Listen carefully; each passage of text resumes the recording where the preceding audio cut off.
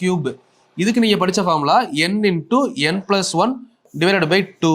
இதுக்கு நம்ம படித்த formula n into n + 1 divided by 2 whole square.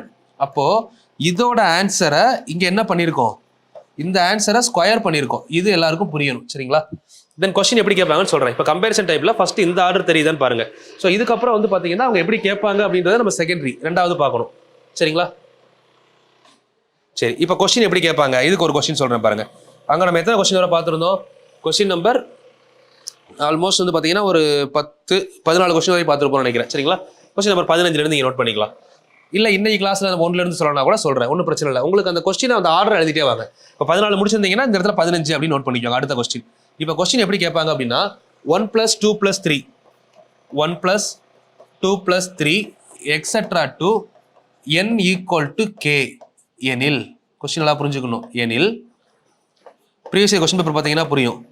2³ 3³ etcetera to n³ = என்ன, இந்த மாதிரி கொஸ்டின் இருக்கும், சரிங்களா?